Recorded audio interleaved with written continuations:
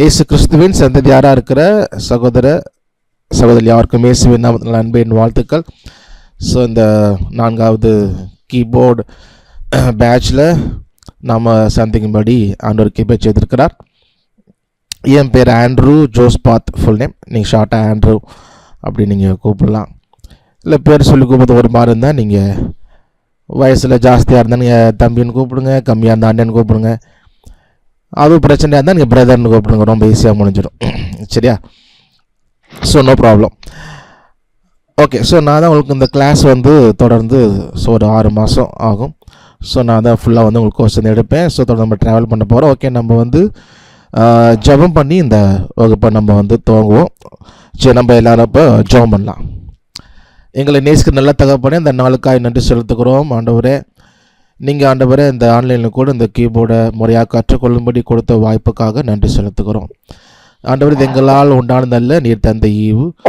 ஆண்டவர், நாங்கள் இதை பயன்படுத்தி எங்களுடைய தாளந்துகளை பெருக்கி அதை கற்றுக்கொண்டு ஆண்டவரை எங்களை மேன்மைப்படுத்த அல்ல, மனுஷருக்காக அல்ல, உம்முடைய நாம மகிமைப்படும்படி, உம்முடைய ராஜ்யம் கட்டுப்படும்படியாக தகப்பனே உமக்காக நாங்கள் இந்த தாழ்ந்துகளை பயன்படுத்த எங்களை தாழ்த்தி ஒப்புக் கொடுக்கிறோம். இதை கற்றுவதற்கு வேண்டிய ஞானத்தையும் கிருபையையும் நீங்கள் ஒவ்வொருவருக்கும் தந்து ஆசீர்வதிக்கும்படி ஜெபிக்கிறோம். எங்களை தாழ்த்தி ஒப்புக் கொடுக்கிறோம். இயேசுவின் நாமத்தில் ஜெபிக்கிறோம் நல்ல தகப்பனே. ஆமேன், ஆமேன், ஆமேன். ஓகே, ஸோ நம்ம எல்லா கிளாஸ்லேயுமே ஓப்பனிங் ப்ரேயர் இருக்கும். ஓப்பனிங் ப்ரேயருக்கு அப்புறம் ஒரு 5 to 10 minutes, 5 இல்லை 10 நிமிஷம் வரைக்கும் டிவோஷன் இருக்கும். ஏதாவது ஒரு காரியம் நம்ம வேதத்துலேருந்து நம்ம தியானிச்சுட்டு அப்புறம் தான் நம்ம கீபோர்டு கிளாஸ்க்குள்ளே போவோம். அப்புறம் கிளாஸ் முடிஞ்சதுக்கு அப்புறம் நீங்கள் கொஸ்டின் ஆன்சர், அந்த கிளாஸ் சம்மந்தப்பட்டது மற்ற விஷயங்கள் எல்லாமே நீங்கள் கொஸ்டின் ஆன்சர் நீங்கள் கேட்கலாம். அப்புறம் நம்ம ஜாயின் பண்ணி நம்ம கன்க்ளூட் பண்ணோம். ஸோ இது ஒரு எல்லா கிளாஸஸுமே ஒரு அஜெண்டா மாதிரி நமக்கு இருக்கும். சரியா? ஸோ இப்போயும் கூட நம்ம ஸோ இன்றைக்கி நம்ம கிளாஸ்க்குள்ளே போக மாட்டோம். ஸோ இந்த கோர்ஸு, இந்த விஷயங்கள் ஏற்கனவே நான் ரூல்ஸ் அண்ட் ரெகுலேஷன் அனுப்பியிருந்தேன். அதுவும் ஜஸ்ட்டு கொஞ்சம் பார்த்துட்டு சிலபஸ் கொஞ்சம் பார்ப்போம், என்ன கற்றுக்க போகிறோம் அந்த 6 மாதத்தில். ஸோ அது பார்ப்போம், அதுக்கே நமக்கு ஒரு டைம் ஆயிரும். சரியா? ஸோ அதுவும் இல்லாமல் கொஞ்சம் கமெண்ட் போடுறது, மெசேஜ் போடுறதுலாம் கொஞ்சம் உங்களுக்கு ஒரு பழகின மாதிரி இருக்கும். முதல் நாளே கிளாஸ் போய்ட்டால் கொஞ்சம் அந்த மாதிரி எல்லாம் சீரியஸாக இல்லாமல் கொஞ்சம் உங்களுக்கு கம்ஃபர்டபுளாக இருக்கும் இந்த ஆன்லைன் அது விஷயங்கள் சரி, ஓகே. ஸோ இப்போ கூட நம்ம கர்த்தருடைய வார்த்தை நம்ம தியானிப்போம். நம்ம சிஸ்டர் ஷீலா இருக்கிறாங்க. அவங்க கர்த்தருடைய வார்த்தை ஒரு 10 நிமிடங்கள் நம்மளோட பகிர்ந்து கொள்வார்கள். நீங்களும் நீங்கள் கேளுங்க. சப்போஸ் கொஸ்டின் கேட்டால் ஆன்சர் பண்ணுங்கள், பயப்படாதீங்க. கேள்வி கேட்டு ஏதாவது பண்ணுங்களா அப்படின்னு. ஸோ கொஸ்டின் பண்ணால் ஒரு ஒரு ஒரு உரையாடல் மாதிரி நம்ம சேர்ந்து கர்த்தருடைய வார்த்தை நம்ம கற்றுக்கொள்வோம். ஓகே. யாவரையும் கர்த்தராகிய இயேசு கிறிஸ்துவின் நாமத்தினாலே வாழ்த்துகிறேன். உங்கள் ஒவ்வொருவருக்கும் என் ஸ்தோத்திரத்தையும் தெரிவித்துக் கொள்கிறேன். நீங்கள் இப்பொழுது கற்றுக்கொள்ள போகிறது இசை.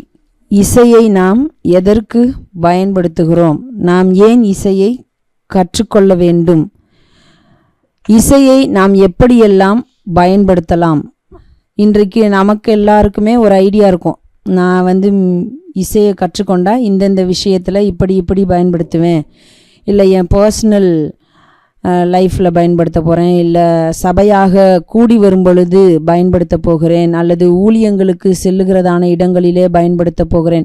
இப்படி அநேக காரியங்களை நாம் சிந்தித்து வைத்திருப்போம். அதே நேரத்தில் இன்றைக்கு இசை எப்படி தேவனுடைய பிள்ளைகளாகிய நம்முடைய வாழ்க்கையிலே அது இடம்பெறுகிறது, எந்த வகையிலே அது பயன்படுத்தப்படுகிறது என்பதையெல்லாம் குறித்து தான் வருகிறதான நாட்களிலே நம்ம தியானிக்க போகிறோம். அதற்கு முன்பதாக இன்றைக்கு வேதாகமத்திலே நாம் இசையை குறித்து எங்கே வாசிக்கிறோம், என்ன காரியங்களை எல்லாம் வாசிக்கிறோம் அப்படின்றத தான் நம்ம ஒரு சில காரியங்கள் பார்க்க போகிறோம். ஆதியாகம புஸ்தகத்திலிருந்து வெளிப்படுத்தின விசேஷம் வரைக்கும் நாம் இசையை குறித்து ஒரு சில காரியங்களை வாசிக்க முடிகிறது.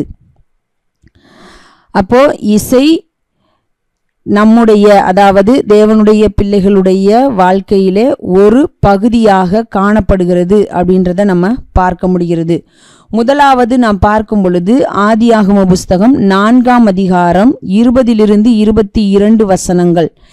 இந்த 3 வசனங்களை நாம் வாசிக்கும் பொழுது அங்கே அவர்கள் எந்தெந்த தொழில் செய்கிறவர்களாக காணப்பட்டார்கள் அப்படின்றத நம்ம வாசிக்க முடியும். அதில் 21ஆம் வசனத்திலே நம்ம ஒரு காரியத்தை வாசிக்கிறோம். என்ன அப்படின்னு சொன்னால், இந்த வாத்தியங்களை செய்கிறதுல ஒருவன் தேறினவனாய் இருந்தான், அவன் அந்த தொழிலுக்கு தகப்பனாக காணப்பட்டான் அப்படின்றது போல நம்ம ஒரு காரியத்தை ஆதியாகம புஸ்தகத்திலே வாசிக்கிறோம். யூபால் அவன் கிண்ணறக்காரர் நாகசுரக்காரர் யாவருக்கும் தகப்பனானான். அப்போ ஆதியாகம புஸ்தகத்திலேயே நம்ம இசையை குறித்து நம்ம வாசிக்க முடிகிறது அப்படின்றத பார்க்கிறோம். அதே நேரத்தில் வெளிப்படுத்தின விசேஷம் 14ஆம் அதிகாரம் 2-3 வசனங்களை வாசிக்கும் பொழுது அங்கேயும் நாம் சுரமண்டலம் வாசிக்கிற ஒரு சத்தத்தை போல ஒரு சத்தத்தை கேட்டேன் அப்படின்னு சொல்லுகிற ஒரு காரியத்தை வாசிக்கிறோம். அப்போ ஆதியாகமத்திலிருந்து வெளிப்படுத்தின விசேஷம் வரைக்கும் ஆங்காங்கே நாம் வேத புஸ்தகத்திலே இசையை குறித்து வாசிக்க முடிகிறது. இந்த இசையை நாம் எதற்கு எப்பொழுது பயன்படுத்துகிறோம் அப்படின்னு சொல்லி நம்ம பார்க்கும் பொழுது, மிக முக்கியமாக நாம் இசையை பாடல் பாடும் பொழுது பயன்படுத்துகிறோம். நம்ம இசையை பாடல் பாடும் பொழுது பயன்படுத்துகிறோம். நாம் இந்த பாடலை பாடல் ஆராதனையிலே பாடுகிறவர்களாக காணப்படுகிறோம். ஆனால் இன்றைக்கு பார்க்கும் பொழுது இசையை நாம் அநேக இடங்களிலே பயன்படுத்துகிறவர்களாக மாறி இருக்கிறோம். அது சரியா? அப்படி பயன்படுத்துவதனால் நமக்கு என்ன ப்ளஸ் மைனஸ் அப்படின்ற காரியங்களை நம்ம வர நாட்களில் தியானிக்கலாம். ஆனால் இன்றைக்கு நம்ம பார்க்கிறோம், அப்போ பாடல் பாடும் பொழுது நாம் இசையை பயன்படுத்துகிறவர்களாக காணப்படுகிறோம். வேதாகமத்திலும் கூட பாடலுக்காகவே ஒரு புஸ்தகம் இருக்கிறதை நம்ம பார்க்க முடிகிறது. பாடலுக்காக உள்ள ஒரு புஸ்தகம், அது எந்த புஸ்தகம்? ஆன்சர் பண்றீங்களா? ஓகே, சங்கீதம். சங்கீத புஸ்தகம் முழுமையுமாக நம்ம பார்க்க முடிகிறது பாடல்கள் கொடுக்கப்பட்டிருக்கிறதை. மற்ற புஸ்தகங்களிலும் ஆங்காங்கே நாம் பாடல்களை வாசிக்க முடியும். பாடல்கள் இருக்கிறதை பார்க்கிறோம். ஆபகுக் பாடியிருக்கிறார், மிரியாம் பாடின பாடல் இருக்கிறது, தாவீது பாடின பாடல் சாமுவேல் புஸ்தகத்தில் இருக்கிறது. அதே நேரத்தில் மரியாள் பாடின பாடல் லூக்கா புஸ்தகத்தில் இருக்கிறது. இப்படி பல்வேறு புஸ்தகங்களிலே நாம் பாடல்களை பார்த்தாலும் அதை வாசித்தாலும், ஆனால் அதிகமாக அதற்காக தனிப்பட்ட விதத்தில் கொடுக்கப்பட்டிருக்கிற ஒரு புஸ்தகம்தான் இந்த சங்கீத புஸ்தகம் என்பதை நாம் பார்க்க முடிகிறது. நம்ம எல்லாருக்கும் வேதத்தில் உள்ள ஒரு சில இன்ஸ்ட்ருமெண்ட் வாத்தியம் அப்படின்னு சொல்லி பார்க்கும் பொழுது, உங்களுக்கு என்னென்ன வாத்தியத்தை குறித்து நீங்கள் வேதத்திலே வாசித்திருக்கிறீர்கள் அப்படின்றத நீங்கள் இப்போ சொல்லலாம். அதே நேரத்தில் மெசேஜாகவும் போடலாம். வேதத்தில் நம்ம ஒரு சில இன்ஸ்ட்ருமெண்ட் பேரை வாசிக்கிறோம். வீணை, ஓகே. சுரமண்டலம், ஓகே. கிண்ணறம், தம்புரு, ஓகே. கிண்ணறம் வாசிக்கிறோம், ஓகே. வேற ஏதாவது? எக்காலம், ஓகே. ஒரு போருக்கு போகும்போதாகட்டும் அல்லது தேவனுடைய சமூகத்திற்கு கூடி வருகிறது நேரங்களிலும் எக்காலம் வாசிக்கிறோம், ஓகே. நெகினோத், மத்தளம், ஓகே. இப்படி அநேக, ஓகே, நிறைய பேர் ஹார்ப், சுரமண்டலம் அதை மென்ஷன் பண்ணுறீங்க, ஓகே. நமக்கு அதிகமாக தெரிந்ததிலே இந்த மியூசிக் இன்ஸ்ட்ருமெண்ட்டை குறித்து நம்ம வேதத்தில் வாசிக்கிறோம் அப்படின்றது நமக்கு தெரிந்திருக்கிறது. ஒரே ஒரு நபர் மாத்திரம் யாரோ நெகினோத் அப்படின்னு சொல்லி போட்டிருந்தீங்க, ஓகே. சங்கீத புஸ்தகங்களிலே நாம் வாசிக்கும் பொழுது நெகினோத் அப்படின்ற ஒரு வாத்தியம் இருப்பதாக நாம் பார்க்க முடிகிறது. அது எப்படிப்பட்ட வாத்தியம் அப்படின்னு சொன்னால், இன்றைக்கு இருக்கிறதான இந்த கிட்டார் போல உள்ளதான ஒரு இன்ஸ்ட்ருமெண்ட்டை தான் நெகினோத் அப்படின்னு சொல்கிறாங்க. அதே நேரத்தில் நெகிலோத் அப்படின்னு சொல்லியும் நம்ம ஒரு வாத்தியத்தை வாசிக்கிறோம். அப்போது நம்ம சங்கீத புஸ்தகத்தில் நம்ம பார்க்கும் பொழுது அநேக வாத்தியங்களை குறித்து வாசிக்க முடியும். அந்த வாத்தியங்களை குறித்து நம்ம தெரிந்து கொள்ளணும் அப்படின்னு சொன்னால் சங்கீத புஸ்தகங்களில் உள்ளதான அந்த தலைப்புகளை நாம் வாசிக்கும் பொழுது எந்த வாத்தியத்தில் வாசிக்கப்பட்டது அப்படின்னு சொல்லி இருக்கிறத பார்க்க முடியும். கித்தீத் என்னும் வாத்தியம், அதே நேரத்தில் நெகிலோத் என்னும் வாத்தியம். அது மாத்திரம் இல்லாமல் ராகங்கள், என்னென்ன ராகங்கள் அந்த நாட்களிலே பயன்படுத்தினார்கள் என்பதை குறித்தும் நம்ம சங்கீதங்களுடைய தலைப்பு பகுதியிலே பார்க்க முடிகிறது. அப்போ இப்படியாக அநேக வாத்தியங்களை அந்த நாட்களிலே அவர்கள் பயன்படுத்தி இருக்கிறார்கள். தேவனை பாடி ஆராதிக்கும் பொழுது, பாடி துதிக்கும் பொழுது அவர்கள் இந்த வாத்தியங்களை, இசைக்கருவிகளை பயன்படுத்தி இருக்கிறார்கள் அப்படின்றத நம்ம பார்க்க முடிகிறது. அது மட்டும் இல்லாமல் அந்த நாட்களிலே இருந்த புறஜாதிகளும் பயன்படுத்தி இருக்கிறார்கள். அதே போலதான் இன்றைக்கும் கூட புறஜாதியாரும் இசையை பயன்படுத்துகிறார்கள், கற்றுக்கொள்ளுகிறார்கள். நாமும் இசையை கற்றுக்கொள்ளுகிறோம், பயன்படுத்துகிறோம்.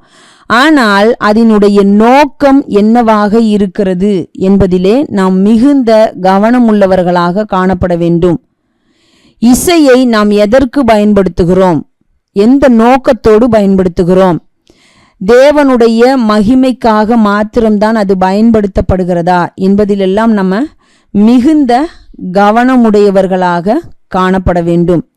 அதே நேரத்தில் விசேஷமாக நம்ம பார்க்கும் பொழுது தாவீதினுடைய காலத்தில் அவர் ஒரு காரியத்தை செய்கிறதை நம்ம பார்க்க முடிகிறது. அந்த வசனங்களை மாத்திரம் நம்ம வாசிக்கலாம். 1 நாளாகமம் 23ஆம் அதிகாரம் 4ஆம் வசனம். 4000 பேர் வாசல் காக்கிறவர்களாய் இருக்க வேண்டும் என்றும் துதி செய்கிறதற்கு தான் பண்ணுவித்த கீத வாத்தியங்களால் 4000 பேர் கர்த்தரை துதிக்கிறவர்களாய் இருக்க வேண்டும் என்றும் தாவீது சொல்லி.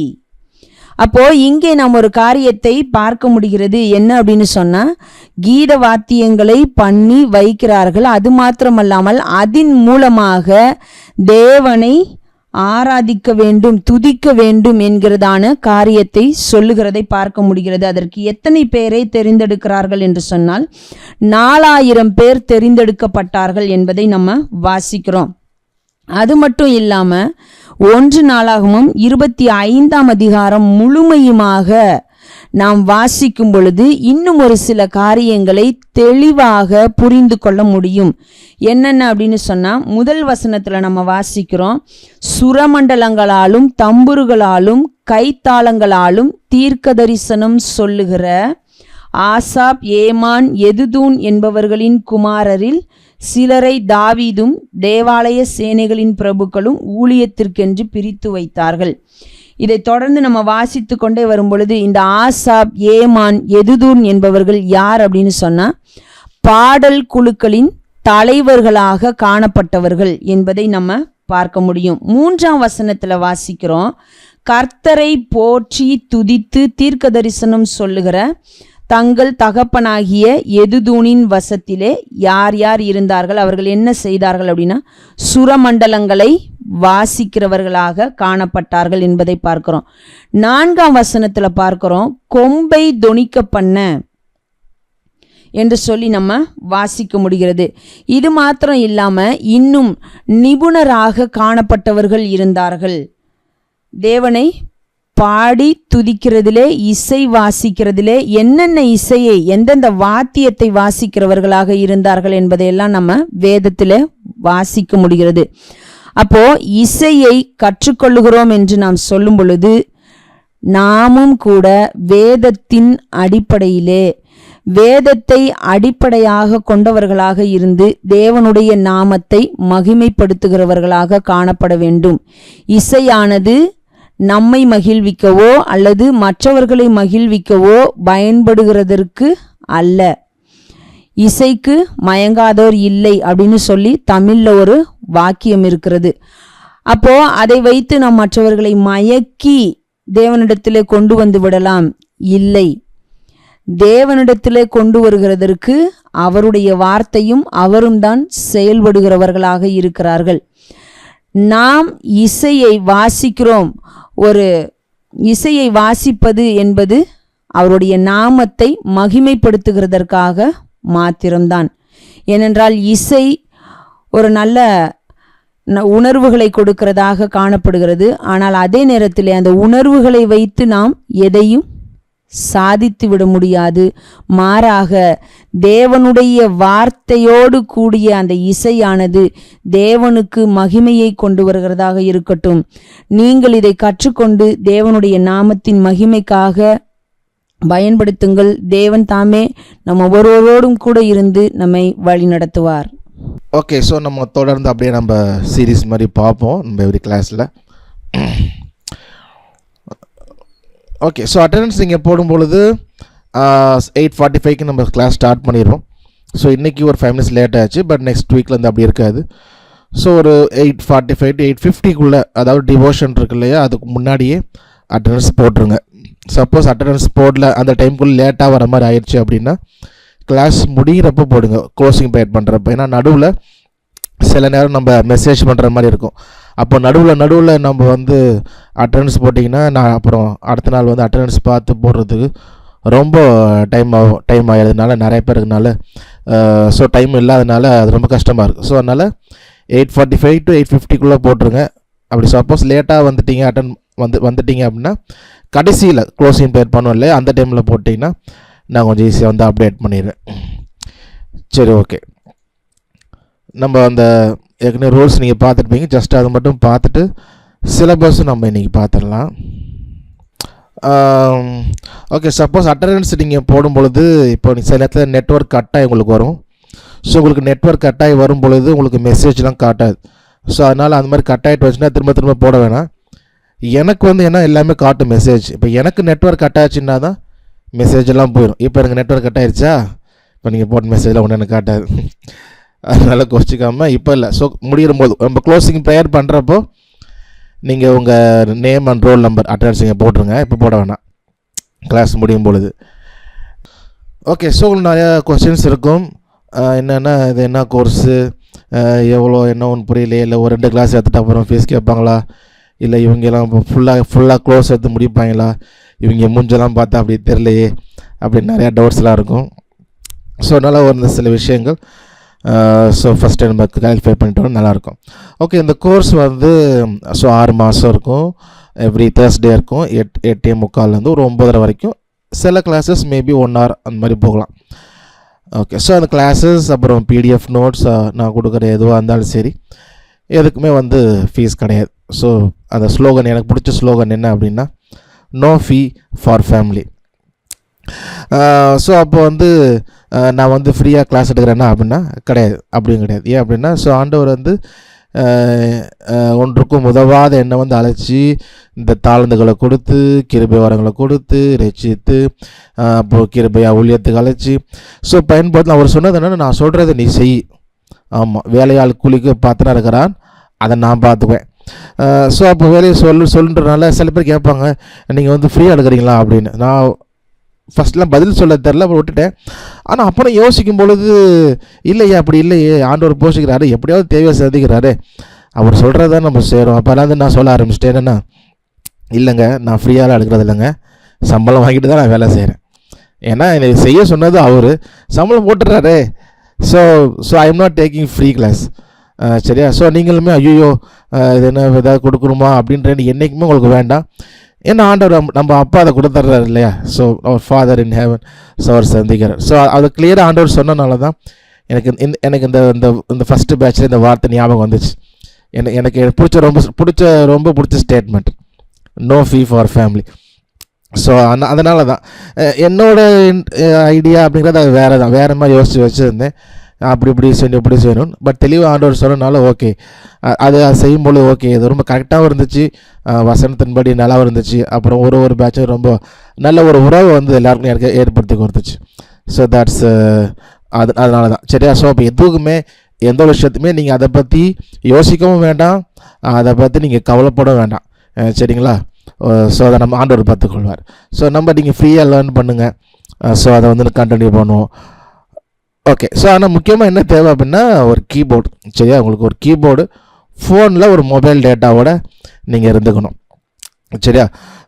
ஸோ கீபோர்ட் கண்டிப்பாக தேவை. ஏன்னா நம்ம வந்து தியரிங்கிறது வந்து நான் ஏற்கனவே எடுத்த பேட்சஸ்லாம் இருக்கு இல்லையா? இப்போ 3 பேட்ச் எடுத்துருக்குறோம். எல்லா வீடியோஸுமே வந்து யூடியூப்பில் இருக்குது, ப்ளேலிஸ்ட்டில் இருக்குது. ஸோ மைக் ஆஃப் ப்ளே வச்சுடுங்க, அப்பப்போ செக் பண்ணிக்கோங்க. நான் நிறைய பேர் இருக்கிறனால நான் ஒன்று ஒன்றுக்காக பார்த்துட்டு இருக்க முடியாது. ஸோ அதனால் ஓகே, என்ன சொல்லிட்டு இருந்தேன், மறந்து போச்சே. ஓகே, ஸோ கீபோர்டு வந்து கண்டிப்பாக தேவை. நீங்கள் வாசித்து பார்க்கணும். வெறுமனே தீர் நீங்கள் கேட்டுட்டு வாசிக்கலை அப்புறமேட்டு வாசிக்கலான் இருந்தீங்கன்னா ஒரு 2 வருஷம் கழித்து நீங்கள் வாசிச்சிங்கன்னா திரும்பவும் தேடி படிக்கிற மாதிரி தான் இருக்கும். ஏன்னா அது வந்து இட்ஸ் ஆர்ட் இல்லையா, கலை அப்படிங்கிறனால நீங்கள் அதை கற்றுக்கணும், வாசிக்கணும், ரெண்டுமே சிமிலர்ஸாக இருக்கணும்.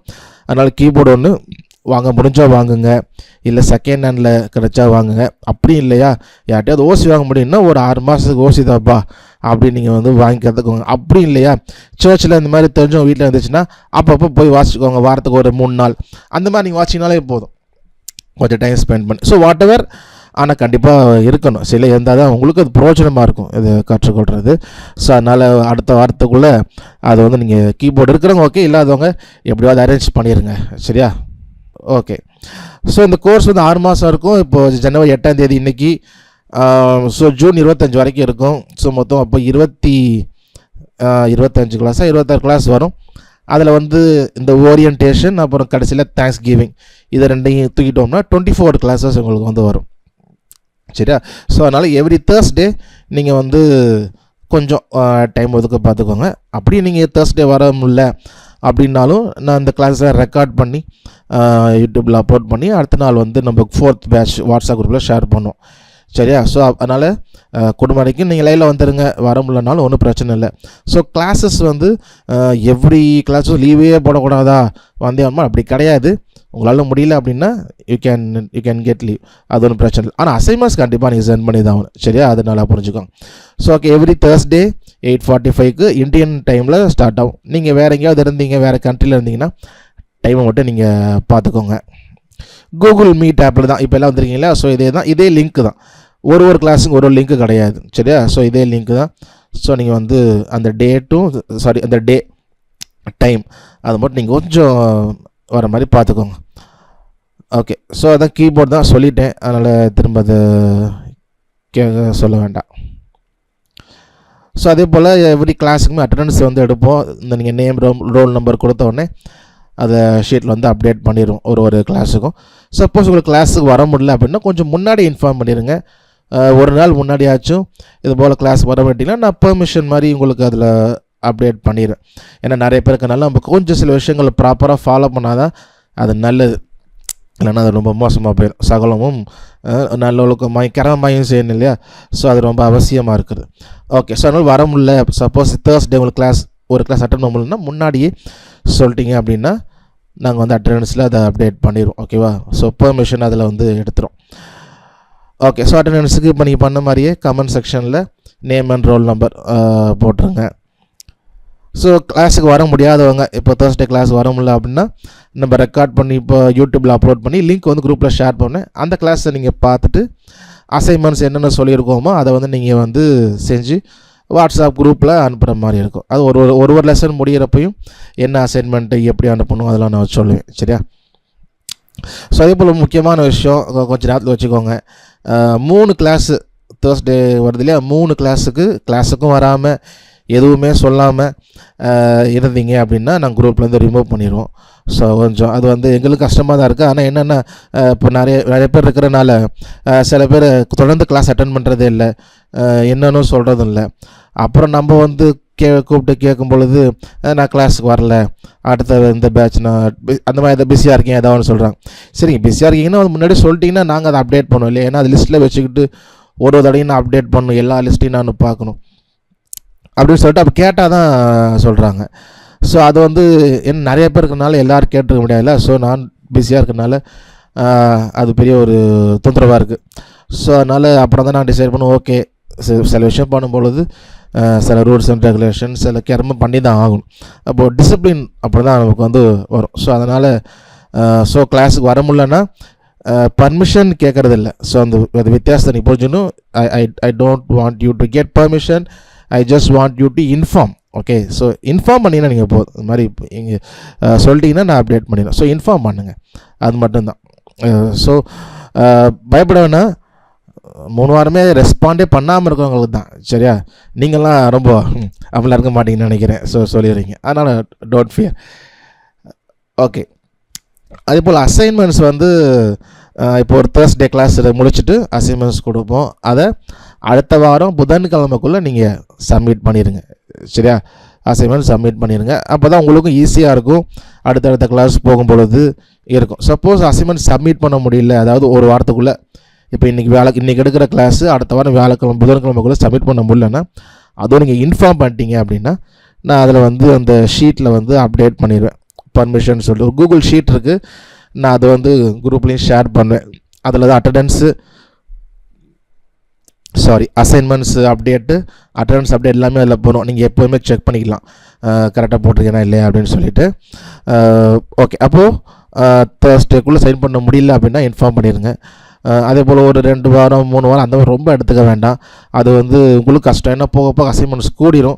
ஸோ அதனால் ரொம்ப பண்ணுங்கள். இந்த 6 மாதம் கொஞ்சம் டைம் ஒதுக்குங்க. இல்லைங்க இந்த 6 மாதம் ரொம்ப நான் பிஸியாக இருப்பேன் அப்படின்னு ஃபீல் பண்ணிங்கன்னா ஒன்றும் பிரச்சனை இல்லை, நீங்கள் அடுத்த பேட்ச் ஜாயின் பண்ணுங்கள். யூ ஆர் ஆல்வேஸ் வெல்கம், ஓகேவா? So I will continue to take this class. So ஒரு 6 மாதம் எடுத்துகிட்டே தான் இருப்போம்.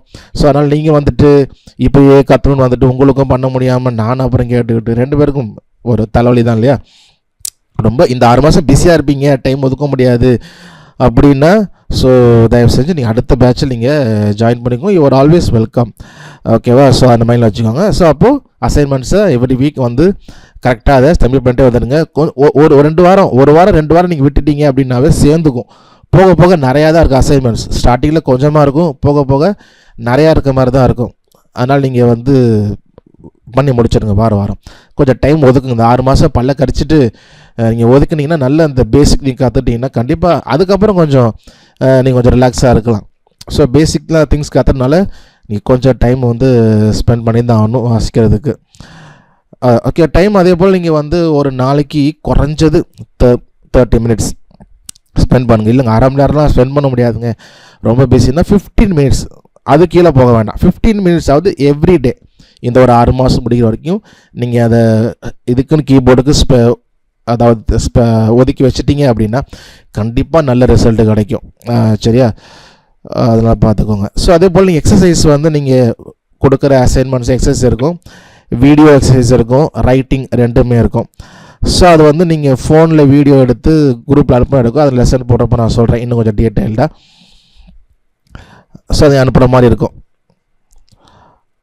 ஸோ எவ்ரி கிளாஸ் வரும்பொழுதும் கீபோர்டு, நோட்டு, பேனா கண்டிப்பாக வச்சுக்கோங்க.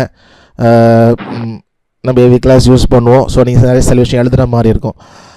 அதனால் எப்போ நோட்ஸ் எடுக்கிறதுக்கு கீபோர்டு, நோட்டு, பேனாவோட எப்போதுமே வந்துடுங்க.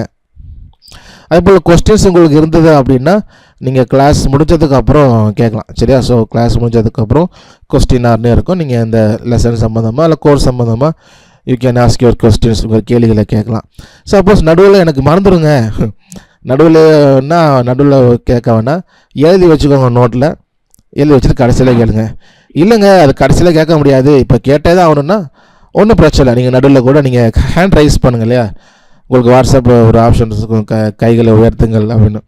அந்த கையை உயர்த்துனீங்கன்னா நான் பார்த்து கேட்குறேன். அதுவும் ரொம்ப கேட்கவே முடியாது பின்னாடி அப்படின்ற மாதிரி கேள்வி வந்து நீங்கள் கேளுங்க, ஓகேவா? ஸோ அதுக்கும் உங்களுக்கு என்ன சொல்கிறது, அதாவது சில விஷயம் வந்து உடனே கேட்குற மாதிரி இருக்குது அப்படின்னா அதையும் அலோவ் பண்ணுறதுக்காக தான், சரியா? ஸோ அதனால் அதை மைண்டில் வச்சுக்கோங்க கொஸ்டின்ஸு. அதே போல் கொஸ்டின்ஸ் வந்து கிளாஸ் நடக்கிறப்ப தான், கிளாஸ் முடிகிறப்ப தான் கேள்வி கேட்கணுமானா அப்படி இல்லை. நம்ம 4th பேட்ச் வாட்ஸ்அப் குரூப் இருக்கு இல்லையா? ஸோ அதுலேயும் கேட்கலாம். ஏன்னா சில பேருக்கு கிளாஸ் எடுக்கிறப்போ கொஸ்டினே வராது. ஆமாம், எனக்கு நிறைய நடந்திருக்கு அது மாதிரி. நான் ஸ்டூடெண்ட்டாக இருக்கிறப்போ கொஸ்டினே வராது, நமக்கு எல்லாம் அப்படியே பிடிச்ச மாதிரியா இருக்கும். கிளாஸ் முடிச்சு வீட்டுக்கு போன உடனே கொஸ்டின்ஸ் வரும் பாருங்கள். அப்போ ஃப்ரெண்டுக்கு ஃபோன் கேட்போம், ஃப்ரெண்டுக்கிட்டே இது என்னடா, அது என்ன, இது என்ன, அவங்க வேண்டாம் கிளாஸ் ஸ்கூலில் தான் இருந்தே இதை டீச்சர்கிட்ட கேட்டேன், அப்போ எனக்கு வரலையே அப்படின்னும். ஸோ அந்த மாதிரி வீட்டுக்கு போனதுக்கப்புறம் கேள்விகள்லாம் வரும். ஸோ அதனால் நீங்கள் குரூப்லேயும் கேட்கலாம், வாட்ஸ்அப் குரூப்லேயும் இல்லை என்ன கூட நீங்கள் கேட்டினா கூட எப்போதுமே நான் வந்து ஆன்சர் பண்ணுவேன், ஓகேவா? ஸோ அதனால் கொஸ்டின் கேட்குறதுக்கு நீங்கள் பயப்பட வேண்டாம். ஸோ நீங்கள் தாராளமாக நீங்கள் கேட்கலாம். ஸோ அதே போல் நாங்கள் மெசேஜ் பண்ணுறது, இன்ஃபார்ம் பண்ணுறது, அப்டேட் பண்ணுறது, ஸோ வாட் எவர் அது வந்து குரூப்பில் தான் பண்ணுவோம். சரியா? ஸோ இந்த 4th பேட்ச் குரூப் இருக்குல்ல, அதில் சொல்லுவோம். அப்படி இல்லைன்னா ஆன்லைன் கிளாஸ் இப்போ கூகுள் மீட்டில் நான் வந்து இன்ஃபார்ம் பண்ணேன். ஸோ மற்றபடி ப்ரைவேட்டாக யாருக்கும் நான் மெசேஜ் பண்ண மாட்டோம். நானும் பண்ண மாட்டேன், பிரதர் எலியா ஒரு ஒன்றும் பண்ண மாட்டோம். ஸோ எலியா ஸோ 2 பேருமே தான் மோஸ்ட்லி மெசேஜ் பண்ணுவோம். ஸோ அதை வந்து பார்த்துக்கோங்க. ஸோ கிளாஸ் நடக்கும்பொழுதும் கிளாஸ் முடியும் பொழுதும் வேறு எதாவது நீங்கள் பேசினாலும் ஒருவருக்கு ஒருவர் நல்ல ஒரு அன்போடு கூட மரியாதை கூட நடந்து கொள்வோம். ஓகே. ஸோ அதே போல் அசைன்மெண்ட்ஸ் ஏற்கனவே சொன்னது exercise video. Okay. So assignments வந்து இப்போது கிளாஸ் முடிஞ்சோடனே எப்படி வாசிக்கிறது, ஸோ அதை நானும் சொல்லுவேன். பட் கீபோர்டில் வாசித்து ரெக்கார்ட் பண்ணி யூடியூப்பில் எக்ஸசைஸ் இருக்குது. ஸோ அந்த லிங்க்குமே நான் வந்து அனுப்புவோம். அதை நீங்கள் பார்த்துட்டு கூட நீங்கள் பண்ணலாம், வாசிக்கலாம். அதே போல் ரைட்டிங் அசைன்மெண்ட்ஸ் இருக்கும். ஸோ அதுக்கு உங்களுக்கு எல்லாமே கைடன்ஸ் கொடுத்துருவேன், என்ன எப்படி பண்ணணும் அப்படின்னு சொல்லிட்டு. ஸோ ரைட்டிங் அசைன்மெண்ட் நீங்கள் நோட்டில் எழுதி ஃபோட்டோ எடுத்து அனுப்புகிற மாதிரி இருக்கும். சரியா? வீடியோ அதே போல் அசைன்மெண்ட்ஸ் நீங்கள் வாசித்து வீடியோ எடுத்து அனுப்பணும். ஸோ வீடியோ எடுக்கிறதுக்கு உங்களுக்கு ட்ரைபாட் இருந்ததுன்னா இட்ஸ் மோர் கம்ஃபர்டபுளாக இருக்கும். ட்ரைபாட்னா அந்த ஸ்டாண்ட், கேமரா ஸ்டாண்ட் வச்சு எடுப்பாங்களே, அது இருந்தால். அப்படி இல்லைன்னா ஏதாவது டேபிளில் அது மாதிரி நீங்கள் வைக்கலாம், எங்கே வேணால் வைக்கலாம். ட்ரைபாடு தான் வைக்கணும் அவசியம் கிடையாது. சரி, இருந்தால் நல்லது. அப்படி எதுவுமே இல்லைன்னா நீங்கள் வீட்டில் யாராவது இருந்தாங்கன்னா நீங்கள் வாசிக்கும் போது மட்டும் அவங்கள கூப்பிட்டு இந்த ஃபோனை கொஞ்சம் பிடிங்க அப்படின்னு பிடிச்சி நீங்கள் எடுங்க. ஸோ வீடியோ எடுக்கிறப்போ கவர் பண்ணுறது உங்களோட ஃபிங்கரையும் கீபோர்டு தான். சரியா? அப்போ நீங்கள் வந்து இந்த சைடு ஆங்கிள் எடுக்கலாம், ட்ரை பண்ணால் டாப் ஆங்கிள் எடுக்கலாம்.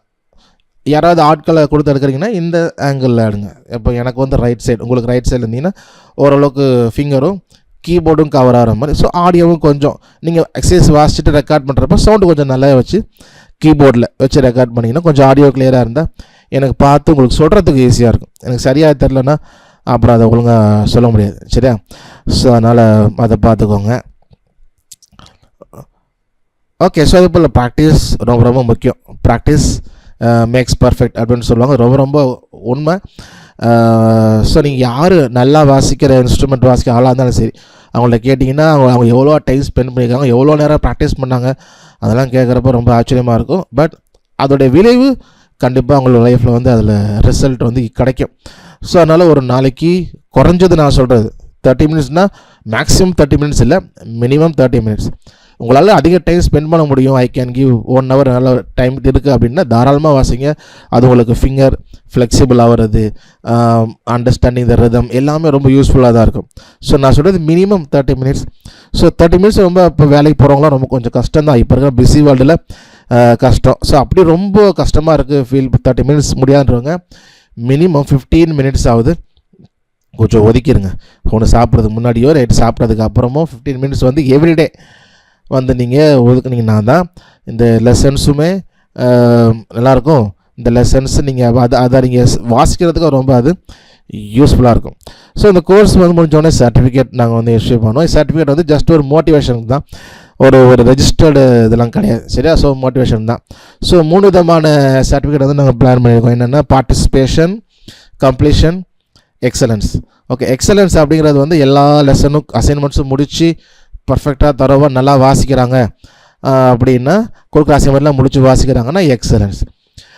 அசைன்மெண்ட்ஸ் ஒரு 2-3 விட்டுருக்காங்க, ஓரளவுக்கு எல்லாம் கம்ப்ளீட் பண்ணிட்டாங்க, ஆனால் ஒரு 2-3 இல்லை, அப்படி ஒரு 3 அசைன்மெண்ட் பெண்டிங் இருக்குது, அந்த மாதிரி இருந்துச்சு அப்படின்னா கம்ப்ளீஷன், கோர்ஸ் கம்ப்ளீஷன் அந்த சர்டிஃபிகேட் உண்டு.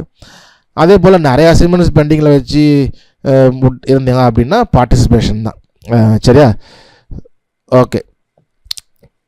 ஓகே. இதில் நம்ம என்ன கற்றுக்க போகிறோம்? ஸோ அதில் வந்து பார்க்கும் பொழுது பேசிக் மியூசிக் தியரி உங்களுக்கு வந்து இருக்கும். Foundation of scales and chords. நம்ம முக்கியமாக பார்க்குற பேச வேண்டிய விஷயம் ஸ்கேல் அண்டு கார்ட்ஸ் தான். ஒரு ஏன்னா நம்ம அதிகமாக கற்றுக்கொள்வது பாட்டு வாசிக்கிறது தான் இல்லையா? ஸோ பாட்டுனாவே 2 விஷயம், ஒன்று ஸ்கேல், ஒன்று கார்ட். ஸ்கேல் அப்படின்னா ராகங்கள் அப்படின்னு சொல்லுவோம், அந்த பாட்டுடைய ராகம். கார்ட்ஸ் அப்படின்போது நம்ம பாட்டு கார்ட்ஸ் வாசிப்போம் இல்லையா?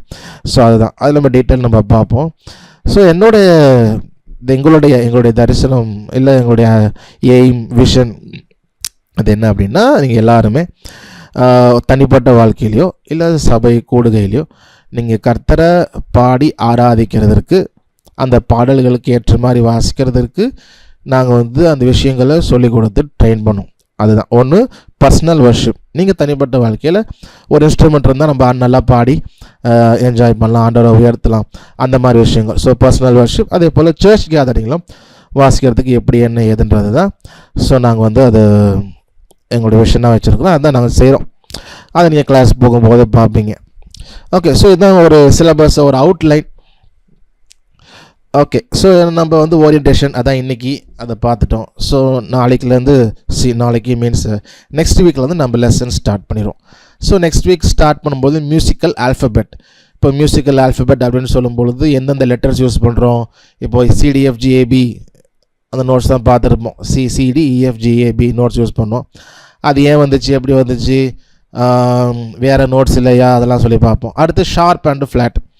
கீபோர்டில் வந்து நோட்ஸ் பார்க்கும்போது நீங்கள் நிறைய இடத்துல கீபோர்ட் நோட்ஸ் எடுத்துருந்தீங்கன்னா ஷார்ப்பு ஃப்ளாட்டு அது வந்து பார்த்துருப்பீங்க.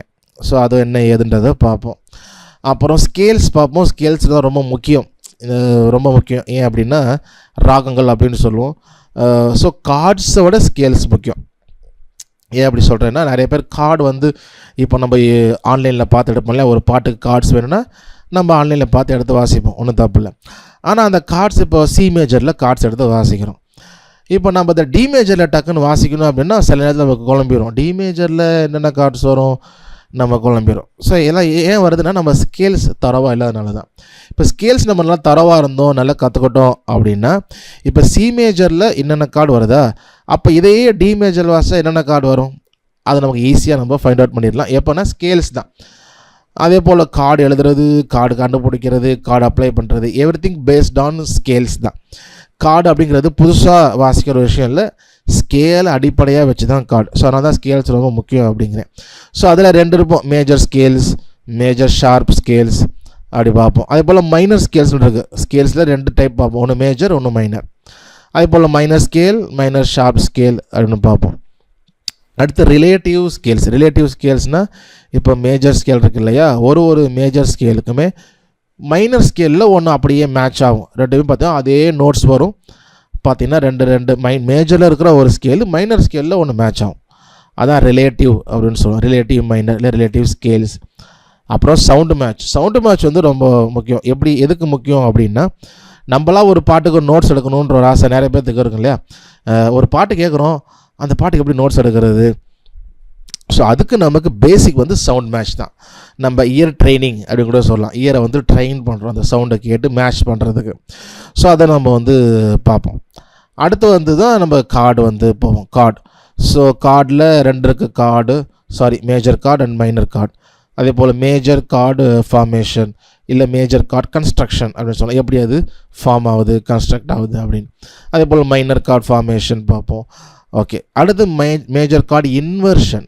கார்டு இன்வர்ஷன் அப்படின்னா என்ன அப்படின்னா, இப்போ ஒரு கார்டு வாசிக்கிறோம் இல்லையா, சி மேஜர்னு ஒரு கார்டு வாசிப்போம். அந்த நோட்ஸ் 3 நோட்ஸ் தான் வாசிப்போம். அதை வந்து நோட் பிளேஸ்மெண்ட் மாறி எப்போனா ஒரு பாட்டு வாசிக்கிறப்ப, கார்டு வாசிக்கிறப்ப ரொம்ப ஜம்ப் ஆகிற மாதிரி இருக்கும். அப்படி டக்குன்னு ஜம்ப் ஆகாமல் பக்கத்துலேயே நம்ம எல்லா கார்டையும் வாசிக்கிற மாதிரி ஐடியா பண்ணுறது யூஸ் ஆகிறது தான் கார்டு இன்வர்ஷன். அது நம்ம போகும்பொழுது பார்ப்போம். அப்புறம் ஆல் அதர் கார்ட்ஸ்னால் டிமினிஷ்டு, ஆகுமெண்டட், இது போல் வித்தியாசமாக நிறையா கார்ட்ஸ் இருக்குது. அதெல்லாம் நம்ம வந்து அதில் பார்ப்போம். அடுத்து major card progression, minor card progression. இப்போது கார்டு ப்ரொக்ரெஷன் அப்படின்னா, இப்போ சி மேஜரில் ஒரு பாட்டை பாடுறாங்கன்னா நம்ம பாட்டு முழுக்க சி மேஜர் வாசிட்டு இருக்க மாட்டோம். யோசிச்சு பாருங்கள், சி மேஜரில் ஒரு பாட்டை பாடுறாங்கன்னா பாட்டு முழுக்க ஜின் சி மேஜரே அழுத்திட்டு இருக்க மாட்டோம். அது வேறு கார்டு வரும். அதுதான் ப்ரொக்ரெஷன். சி மேஜரில் ஆரம்பிக்குது. அடுத்து என்னென்ன கார்டு வருது, அந்த சரணத்தில் என்னென்ன கார்டு வருது, அந்த ஒன்று மாறுது இல்லையா, அதுக்கு பேர் தான் ப்ரொக்ரெஷன் அப்படின்னு சொல்லுவோம். ஸோ அதை நம்ம கற்றுக்கொள்ளணும். அடுத்து சிலபிள் ஐடென்டிஃபிகேஷன்னா, நான் நோட்ஸ் அனுப்பியிருப்பேன் இல்லையா, நான் இப்போ ஜெனரேஷன் யூடியூப் சேனலில் பார்த்துருந்தீங்கன்னா தெரியும், நான் நோட்ஸ் போடுறேன் இல்லையா, அந்த பாட்டுக்கு லிரிக்ஸ் வந்து பார்த்தீங்கன்னா ஸ்பேஸ் விட்ருப்பேன். இப்போ கர்த்தர் நல்லவர் அப்படின்னு ஒரு பாட்டுக்குன்னா கர்த் கொஞ்சம் ஸ்பேஸ் இருக்கும், தர் அப்புறம் ஸ்பேஸ், நல் ஸ்பேஸ் இருக்கும், லா ஸ்பேஸ் இருக்கும், வர். இப்போ இந்த மாதிரி பிரிக்கிறோம் இல்லையா, நல் ல வர், பாட்டோடைய டியூனை வச்சு. இதுக்கு பேர் தான் சிலபிள் ஐடென்டிஃபிகேஷன். ஏன்னா சிலபிள் நம்ம பிரிச்சுட்டு தான் அப்புறம் நோட்ஸ் எழுதுவோம். எத்தனை சிலபிள் பிரியுதோ அத்தனை நோட்ஸ் அந்த பாட்டில் இருக்கும். ஸோ அப்போ சிலபேண்ட் இது எப்படி பிரிக்கிறது என்ன எதுன்ற நம்ம வந்து எக்ஸசைஸ் பார்ப்போம்.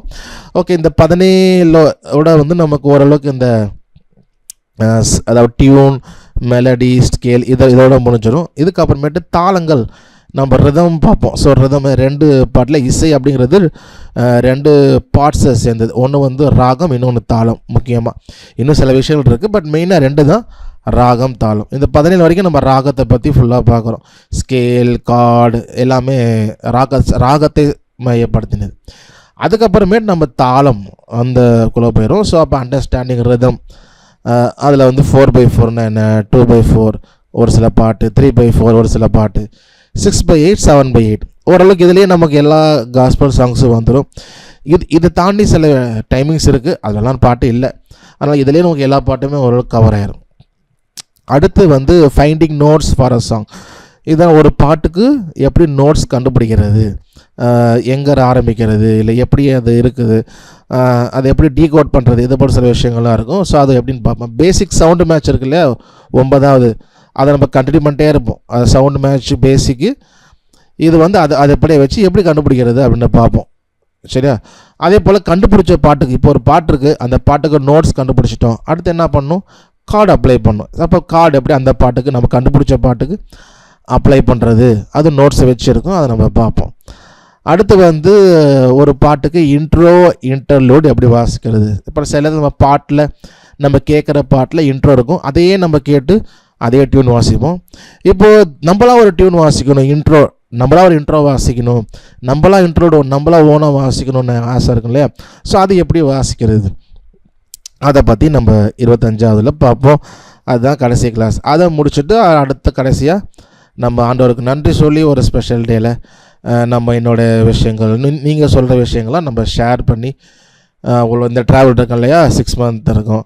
ஸோ நிறைய விஷயங்கள் இருக்கும். ஸோ அதெல்லாம் நம்ம ஷேர் பண்ணிவிட்டு நம்ம ஆண்டவருக்கு நன்றி சொல்லிவிட்டு நம்மலாம் டாட்டா பை பைன்னு போயிட்டு ஆண்டவருக்காக பிரகாசிக்க வேண்டியது தான். ஓகே, ஸோ ஜனவரி 8 இன்றைக்கி ஆரம்பிக்கிறோம். ஜூன் 25 நம்ம வந்து இந்த கோர்ஸ் முடியும். சரிங்களா?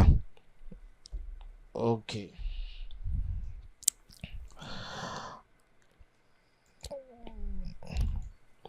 ஓகே. ஸோ ஓரளவுக்கு உங்கள் ஐடியா கிடச்சிருக்கும். இதில் ஏதாவது டவுட்ஸ் இருக்குதா, நான் அசைன்மெண்ட் பற்றியோ இல்லை கோர்ஸை பற்றியோ இல்லை வேறு எதுவும் டவுட்ஸ் தான் நீங்கள் கேட்கலாம்.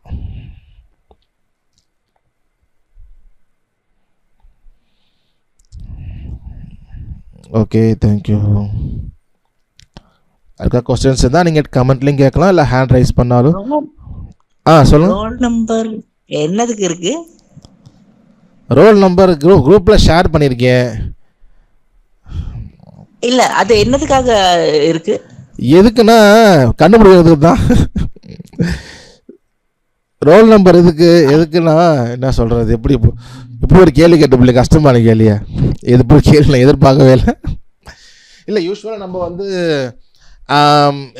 என்ன சொல்கிறது, எவ்ரி டைம் நம்ம அதை நேம் யூஸ் பண்ண மாட்டோம் இல்லையா. நான் எப்படி கேட்டுவிட்டேன். ஓகே, ஸோ அது எதுக்கு அப்படின்னா, எதுக்கு அண்ணே நான் ஆன்சர் பண்ணலாமா? ஐயா வாங்கய்யா. ஓகே, ரோல் நம்பர் வந்து நம்ம எதுக்கு நம்ம ஒவ்வொரு ஸ்டூடெண்ட்க்கு நம்ம கொடுத்துருக்கிறோம்னா, நம்மளுக்கு வந்து ட்ராக் பண்ண ஈஸியா இருக்கிறதுக்கு தாங்க. ஸோ நீங்க வந்து கிளாஸ்ல ஜாயின் பண்ணிட்ட பிறகு உங்களோட பேரு ஒரு ரோல் நம்பர் போட்டுட்டீங்கன்னா, சில பேர் வந்து ரொம்ப நீட்டா இருக்கும், சில பேர் வந்து பேர் போடாம வெறும் ரோல் நம்பர் மட்டும் தான் போடுவாங்க. ஸோ அது கண்டுபிடிக்க தான் ஓகே இந்த பர்சன் தான் வந்து இந்த ரோல் நம்பர்ல இருக்காங்கன்னு சொல்லி அது நம்ம ஐடென்டிஃபை பண்றதுக்கு தான் நம்ம ரோல் நம்பர் கொடுத்துருக்குறோம். அதுக்கு தான்.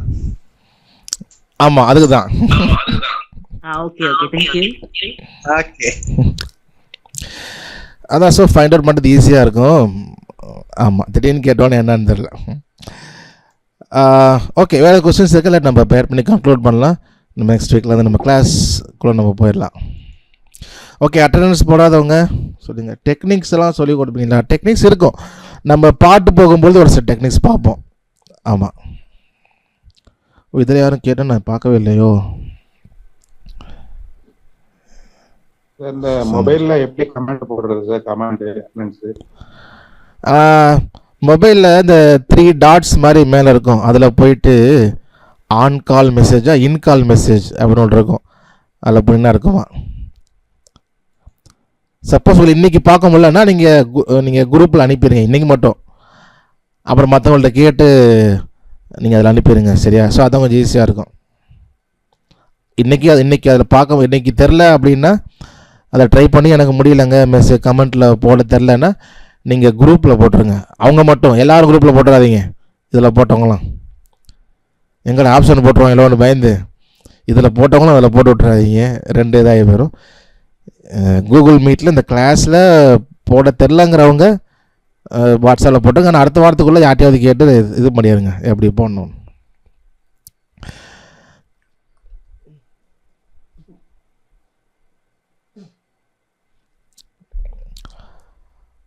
ஓகே, ஸோ அட்டண்டன்ஸுக்கு நீங்கள் நேம் அண்ட் ரோல் நம்பர் எப்போயும் போட்டுருங்க. ஸோ அது நமக்குமே சரி உங்களுக்குமே அதை ட்ராக் பண்ணுறதுக்கு ஈஸியாக இருக்கும். ஓகே ரூபன், நீ ஏதாவது சொல்லுமா ரூபன்?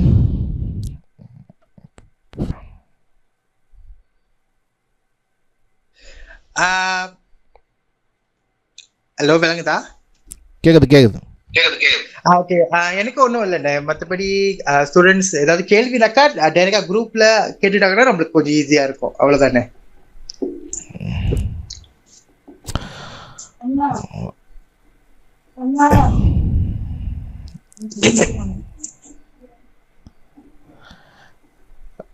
ஓகே சரி, ஓகே. ஸோ அதே போல் ஸோ நெக்ஸ்ட் வீக் கரெக்டாக டைம்க்கு 8:45க்கு நம்ம ஸ்டார்ட் பண்ணிடுவோம். எல்லோரும் வந்துடுங்க. ரூல்ஸ் அண்ட் ரெகுலேஷன்ஸ் மறந்து போயிடுச்சுன்னா குரூப்பில் அது எப்போதுமே அந்த ஃபைல் இருக்கும், அப்பப்போ நீங்கள் பார்த்துக்கோங்க. பெருசாக நீங்கள் ஒன்றும் பயப்படுறதுக்கு ஒன்றும் இல்லை.